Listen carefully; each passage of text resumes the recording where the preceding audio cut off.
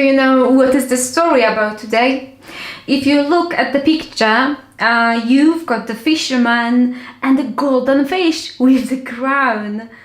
And of course, this is the story about the fisherman and his wife. So let's begin to read the story.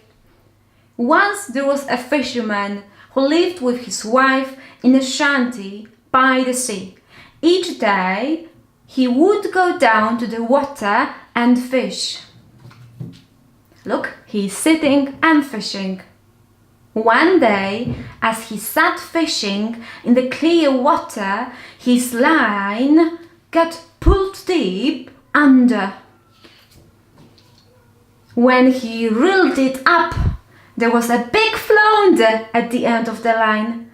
The flounder said to the fisherman, "Sir, let me swim away, for I'm not really a fish, but an enchanted prince." "You don't need to say any more," said the fisherman. "I gladly let go any flounder that can speak." He was frightened, probably. As the flounder swam away, it left a red streak in the water. Can you see? Yes, I can. "I got a flounder today," said the fisherman to his wife. "But it said it was enchanted prince, so I let it go." You let it go without wishing for anything?" said the wife. "What should I have wished for?" asked the fisherman. "It would be nice to have a cottage instead of this little hut," replied the wife. The fisherman returned to the sea, which had turned green and cold out. But before we'll be reading what the fisherman is saying, look at the water and compare the color. What color is it? It's blue, like the sky. And what color is it? It's green.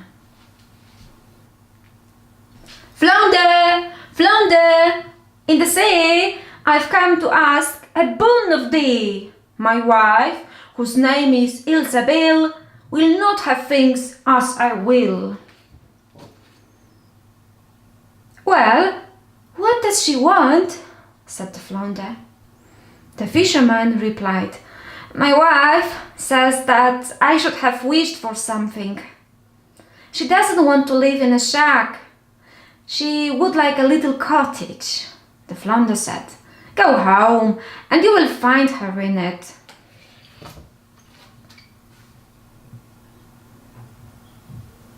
"Isn't this much better?"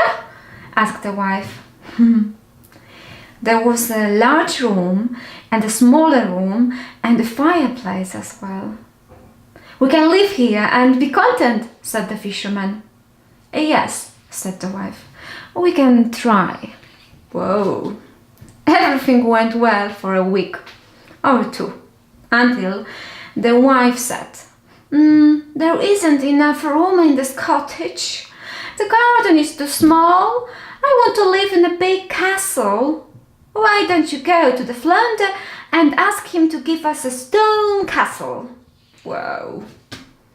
The fisherman didn't really want to, but he called out. And look at the water. It's not green anymore. It's not blue anymore. It's not green. It's not blue. It's almost purple, actually. "Flounder! Flounder in the sea! I've come to ask a boon of thee. My wife, whose name is Ilsabil, will not have things as I will." "What does she want?" asked the flounder. "My wife wants a stone castle to live in." "Go home and she will be standing at the front door," said the flounder. "Isn't it beautiful?" cried the wife. Inside was a main hall with benches and tables of gold. Behind the castle was a garden and park that stretched for half a mile. In the courtyard they have a stable of horses and a barn with cows Excellent. Before they went to sleep, the fisherman said, "We'll remain in this beautiful place and be happy." "We will sleep on it," said the wife. Oh no, she would like to rethinking that idea. And they went to sleep. When the wife woke up, she still wasn't satisfied. "Wake up," she said. "I've decided we should be king of all the land." Oh no. "I don't want to be king," said the fisherman. "Fine," said the wife. "I shall be king then.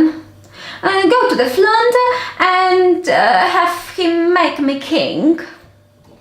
Wow, look at the water. It's not purple. Well, where is it? It's not purple anymore. It's not green. And of course, it's not blue. What color is it? It's almost black. The fisherman was unhappy, but again, he called out to the flounder. "Flounder, flounder in the sea, I've come to ask a boon of thee. My wife, whose name is Ilsebil, will not have things as I will." "What does she want?" asked the flounder. She wants to be king." "Go home," said the flounder. "She already is." "Now that you are king, we don't need to wish for more," said the fisherman. The wife sat and thought for a while. Look, the fisherman's wife is the king now. She is wearing a crown and she is sitting on a throne.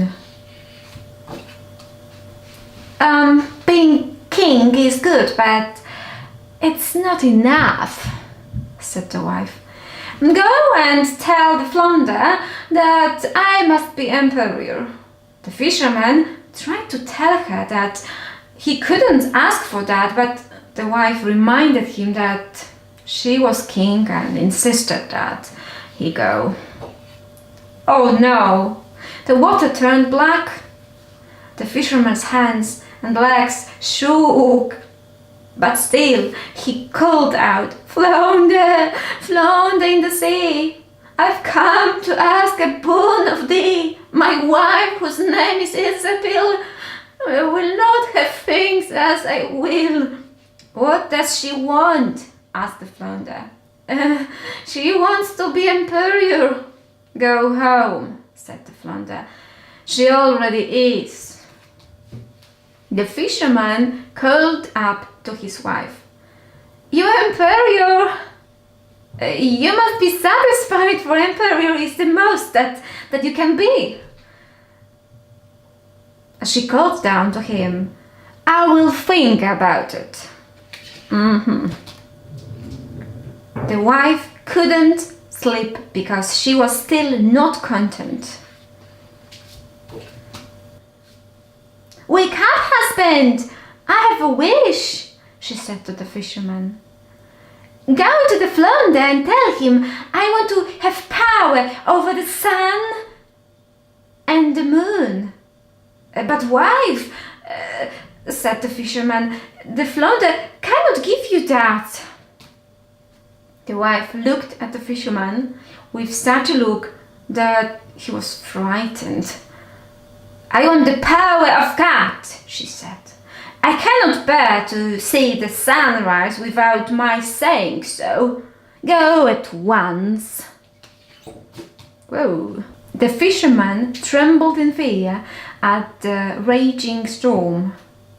Even though he couldn't hear his own voice, he called, "Flounder, flounder in the sea, I've come to ask a boon of thee.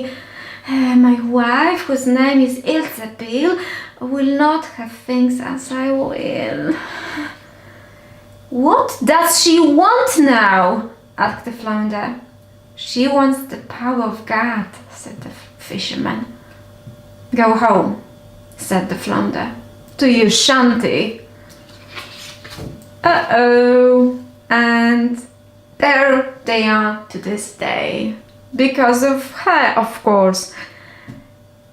Remember, appreciate what do you have and wish for something what is good for everybody, not only for you. Thanks for watching. Remember to subscribe my channel, put the thumbs up, and see you next time. The next story will be...